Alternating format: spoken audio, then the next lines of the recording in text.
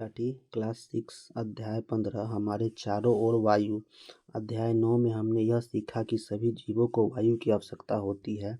लेकिन क्या आपने कभी वायु को देखा है? आप आपने कभी नहीं देखा होगा, क्योंकि निश्चित ही वायु की उपस्थिति कई तरीकों से अनुभव की होगी। इसे आप तब अनुभव करेंगे जब पेड़ों की पंक्तियाँ खड़खड़ाती हैं या कपड़े सुखाने वाले तार पर लटके कपड़े धीरे धीरे हिलते हैं। पंखे के चालू होने पर खुली पुस्तक के पृष्ठ आवाज करने लगते हैं। वायु के बहने के कारण ही आपकी पतंग का उड़ना संभव हो पाता है। क्या आपको अध्याय 5 का क्रियाकलाप 3 याद है, जिसमें आपने रेत और बुरादे को निष्पावन द्वारा अलग किया था? निष्पावन की प्रक्रिया बहती वायु में अधिक प्रभावी होती है। आपने ध्यान दिया होगा कि तूफानों के समय वायु बहुत बहुत तेज गति से चलती है। कभी कभी तो यह पेड़ों को भी उखाड़ देती है तथा छतों के ऊपरी हिस्से को भी उखाड़ ले जाती है। क्या आप कभी फिरकी से खेले हैं? विभिन्न प्रकार की फिरकियाँ दिखाई गई है यहाँ पे। आइए 15 पॉइंट में दिखाए गए निर्देशों के अनुसार हम अपनी एक फिरकी बनाते हैं। फिरकी की डंडी को पकड़िए और उसे एक खुले क्षेत्र में विभिन्न दिशा में रखिए। इसे थोड़ा आगे पीछे कीजिए। एक साधारण फिरकी बनाना यहाँ पे बताया गया हुआ है। क्या होता है? क्या फिरकी घूमती है? फिरकी को कौन घुमाता है? क्या इसे वायु नहीं घुमा रही है? आपने वात सूचक को घूमते हुए देखा होगा। यह उस दिशा में रुक जाता है जिसमें कि उस स्थान पर वायु चल रही होती है। ये वात सूचक को दर्शाया गया है। क्या वायु हमारे चारों ओर हर जगह उपस्थित है? अपनी मुट्ठी बंद करें। इसके अंदर क्या है? कुछ नहीं। इसका पता लगाने के लिए निम्नलिखित क्रियाकलाप कीजिए। कांच की एक खुली हुई खाली बोतल लीजिए। क्या यह वास्तव में बिल्कुल खाली है या इसके अंदर कुछ है? अब इसे उल्टा कीजिए। क्या अब इसके अंदर कुछ है? एक खाली बोतल से प्रयोग को यहाँ पर दर्शाया गया है। अब बोतल के खुले मुख को पानी से भरी हुई बाल्टी में इतना में अनुसार डुबोइए। बोतल को ध्यान से देखिए। क्या पानी के बोतल के अंदर प्रवेश करते हैं? जब बोतल को थोड़ा अंदर तिरछा कीजिए। क्या अब पानी बोतल में प्रवेश करता है? क्या आप बोतल से कुछ बुलबुले बाहर आते देखते हैं या बुदबुदाहट सुनाई देती है? क्या अब आप अनुमान लगा कह सकते हैं कि बोतल के अंदर क्या था? हाँ, आप सही हैं। यह वायु है जो कि बोतल में उपस्थित थी। बोतल पूरी तरह से किसी भी प्रकार खाली नहीं थी। वास्तव में इसे उलटने पर भी यह पूरी तरह से वायु से भरी हुई थी। इसलिए आप देखते हैं कि जब बोतल उल्टी स्थिति में होती है तो पानी बोतल में प्रवेश नहीं करता, क्योंकि वायु के निकलने के लिए कोई जगह नहीं होती। जब बोतल को तिरछा करते हैं तो वायु बुलबुले के रूप में बाहर आती है और वायु के निकलते ही खाली हुए भाग में पानी भर जाता है। यह क्रियाकलाप दर्शाता है कि वायु स्थान घेरती है। यह बोतल के पूरे स्थान में भर जाती है। हाँ, यह हमारे चारों ओर उपस्थित है। वायु का कोई रंग नहीं होता। हम इसे आसपास देख सकते हैं। यह पारदर्शी होती है। हमारी पृथ्वी वायु की एक पतली परत से घिरी हुई है।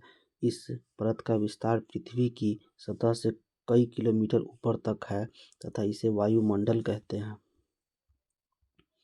पर्वतारोही अपने साथ ऑक्सीजन का सिलेंडर क्यों ले जाते हैं? ये देखिए, ऑक्सीजन सिलेंडर रखा हुआ है, अपने साथ लेके जा रहा है पहाड़ों पर चढ़ने के लिए। जैसे जैसे हम वायुमंडल में पृथ्वी के तल से ऊपर की ओर जाते हैं, वायु विरल हो जाती है। क्या अब आप विचार कर सकते हैं कि पर्वतारोही ऊंचे पर्वतों पर चढ़ते समय ऑक्सीजन का सिलेंडर अपने साथ क्यों ले जाते हैं? वायु किससे बनी बनी है? 18वीं शताब्दी तक लोग सोचते थे कि वायु केवल एक ही पदार्थ है। प्रयोगों से यह सिद्ध हो गया है कि वास्तव में ऐसा नहीं है। वायु अनेक गैसों का एक मिश्रण है। यह मिश्रण किस प्रकार का है? आइए एक एक करके इस मिश्रण के मुख्य अवयवों के बारे में पता लगाएं। जल वाष्प। हमने पहले पढ़ा है कि वायु में जल वाष्प विद्यमान होती है। हमने यह भी देखा कि जब वायु किसी ठंडे पृष्ठ के संपर्क में आती है तो इसमें उपस्थित जल वाष्प ठंडी होकर संघनित हो जाती है तथा जल की बूंदें ठंडे पृष्ठ पर दिखाई देती है। प्रकृति में जल चक्र के लिए वायु के जल वाष्प का उपस्थित होना अनिवार्य है। यहाँ पे वायु में ऑक्सीजन को दिखाया गया हुआ है। कांच का गिलास और मोमबत्ती है। देखिए, अपने शिक्षक की उपस्थिति में एक समान लंबाई की 2 मोमबत्तियां मेज पर लगाए। उन्हें जला ले। इनमें से एक मोमबत्ती पर कांच का एक गिलास उल्टा करके देखें। दोनों मोमबत्तियों को ध्यान से देखिए। क्या दोनों मोमबत्तियां लगातार जलती रहती हैं या बुझ जाती है? आप देखेंगे कि जो मोमबत्ती गिलास से ढकी थी वह कुछ देर बाद बुझ जाती है, जबकि दूसरी मोमबत्ती जलती रहती है। इसका कारण क्या हो सकता है? विचार करें। ऐसा प्रतीत होता है कि गिलास से ढकी मोमबत्ती इसलिए बुझ जाती है क्योंकि वायु का वह घटक जो मोमबत्ती के जलने में सहायक है वह सीमित है और मोमबत्ती जलने के लिए कुछ देर बाद समाप्त हो जाता है, जबकि दूसरी मोमबत्ती को लगातार वायु मिल रही है। वायु का वो घटक जो जलने में सहायक होता है वह ऑक्सीजन कहलाता है। नाइट्रोजन। मोमबत्ती के बुझने के बाद भी क्या आपने यह देखा है कि वायु का एक बड़ा भाग अब भी गिलास में शेष रह जाता है? यह सूचित करता है कि वायु में कुछ अवयव जलने में सहायक नहीं होते। वायु का एक बड़ा भाग जो मोमबत्ती के जलने में उपयोग नहीं हुआ है वो नाइट्रोजन कहलाता है। Carbon dioxide. एक बंद कमरे में जब कोई पदार्थ जल रहा होता है तो शायद आपने घुटन महसूस की होगी। यह घुटन कमरे में कार्बन डाइऑक्साइड की अधिक मात्रा एकत्र होने के कारण होती है, जो कि लगातार किसी वस्तु के जलने के कारण बनती है। हमारे चारों ओर की वायु का एक छोटा अवयव कार्बन डाइऑक्साइड होता है। यह सलाह दी जाती है कि फसलों के अवशेष व सूखी पत्तियों को नहीं जलाना चाहिए क्योंकि इससे वायु प्रदूषित होती है। धूल तथा धुआं। ईंधन तथा पदार्थों के जलने से धुआं भी उत्पन्न होता है। धुएं में कुछ गैसें एवं सूक्ष्म कण होते हैं जो प्रायः हानिकारक होते हैं।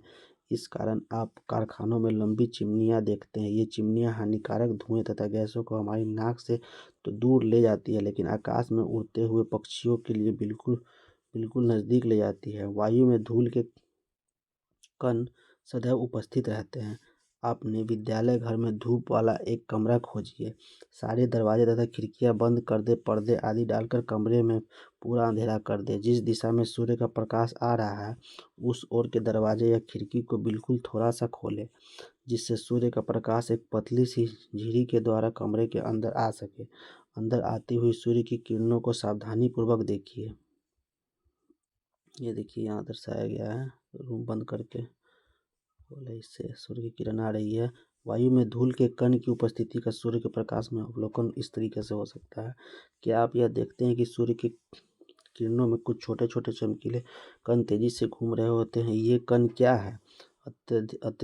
अत्यधिक सर्दियों में आपने पेड़ों की पत्तियों से छनकर आते हुए सूर्य की प्रकाश किरण पुंज को देखा होगा। इसमें धूल कण नृत्य करते प्रतीत होते हैं।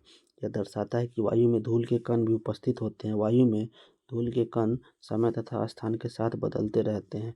जब तक नाक से सांस लेते हैं तो वायु अंदर लेते हैं।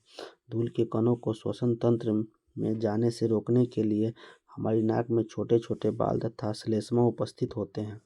क्या आप उस पल को याद कर सकते हैं जब आपके अभिभावक ने आपको मुंह से सांस लेने के लिए कारण डांटा हो?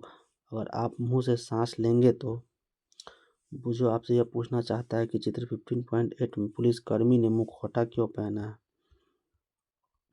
भीड़ भरे चौराहे पर एक पुलिसकर्मी द्वारा मुखौटा पहनकर यातायात नियंत्रण किया जा रहा है। हानिकारक धूल के कारण आपके शरीर में प्रवेश कर जाएंगे। इससे हम यह निष्कर्ष निकालते हैं कि वायु में कुछ गैसें, जल वाष्प, धूल के कण विद्यमान होते हैं। वायु में मुख्यतः नाइट्रोजन, ऑक्सीजन, थोड़ी मात्रा में कार्बन डाइऑक्साइड तथा इससे भी कम मात्रा में अन्य गैसों का मिश्रण होता है। तथापि वायु की संरचना में स्थानीय भिन्नता हो सकती है। हम देखते हैं कि वायु में नाइट्रोजन तथा ऑक्सीजन की मात्रा। पहली जानना चाहती है कि अगर पारदर्शी शीशे की खिड़कियों को नियमित रूप से साफ न किया जाए तो वह धुंधली क्यों हो जाती है? बूझो जानना चाहता है कि आग लगने की घटनाओं के समय जलती हुई वस्तुओं के ऊपर कंबल लपेटने की सलाह क्यों दी जाती है? अधिक होती है। वास्तव में ये दोनों गैसें मिलकर वायु 99% जो होता है बनाती है। शेष 1% में कार्बन डाइऑक्साइड तथा कुछ अन्य गैसें जलवाष्प होती है। वायु की संरचना को यहाँ पे दर्शाया गया है। नाइट्रोजन का प्रतिशत यहाँ पे दिखाया गया है। कार्बन डाइऑक्साइड कम है और ऑक्सीजन है, उसके बाद सबसे ज़्यादा नाइट्रोजन है, 78% नाइट्रोजन है। पहली जानना चाहती है कि क्या ये छोटे छोटे वायु के बुलबुले तब भी दिखाई सॉरी ये आगे वाला है, यहाँ जाते हैं। पानी तथा मिट्टी में रहने वाले जीवों और पौधों को ऑक्सीजन कैसे मिल पाता है? किसी धातु तथा कांच के बर्तन में थोड़ा पानी लीजिए, इसको धीरे धीरे गर्म करें। पानी के उबलने से पहले सावधानी पूर्वक पात्र के अंदर की सतह को देखिए। जल में वायु को विद्यमान यहाँ पे दिखा रहा है। क्या आप छोटे छोटे बुलबुले इसे चिपके हुए देखते हैं? पहली जानना चाहती है कि छोटे छोटे वायु के बुलबुले तब भी दिखाई देंगे यदि हम यदि बोतल में रखे ठंडे किए हुए उबले पानी को पुनः गर्म करें, इससे इस क्रियाकलाप को करते हैं। अगर आप इसका उत्तर नहीं जानते तो ऐसा कीजिए और देखिए। ये बुलबुले पानी में घुली हुई वायु के कारण बनते हैं। जब आप पानी गर्म करते हैं तो घुली हुई वायु बुलबुले के रूप में बाहर आती है। आप पानी को यदि और गर्म करेंगे तो पानी वाष्प में परिवर्तित हो जाती है और अंततः उबलने लगता है। हमने अध्याय 8 से 9 में पढ़ा है कि जो जीव पानी में रहते हैं वे श्वसन के लिए पानी में घुली हुई ऑक्सीजन का उपयोग करते हैं। जो जीव गहरी मिट्टी के अंदर रहते हैं उन्हें भी सांस लेने के लिए ऑक्सीजन की आवश्यकता होती है। क्या ऐसा नहीं है? वे सभी श्वसन क्रिया के लिए आवश्यक वायु कहाँ से प्राप्त करते हैं?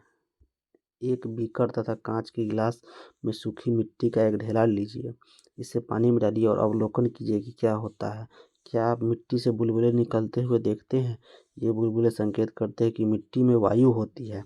जब मिट्टी के ढेले पर पानी डाला जाता है तो उसमें विद्यमान वायु विस्थापित हो जाती है, जो बुलबुले के रूप में दिखाई देती है। मिट्टी के अंदर पाए जाने वाले जीव एवं पौधे की जड़ें श्वसन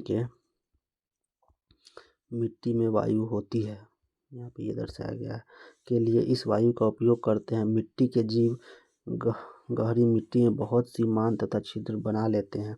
इन छिद्रों के द्वारा वायु को अंदर व बाहर जाने के लिए जगह उपलब्ध हो जाती है, लेकिन जब भारी वर्षा होती है तब इन छिद्रों एवं मांदों में वायु की जगह पानी भर जाता है। इस स्थिति में जमीन के अंदर रहने वाले जीवों को सांस लेने के लिए जमीन पर आना पड़ता है। क्या यही कारण है कि केंचुए केवल भारी वर्षा के समय पर ही जमीन से बाहर आते हैं?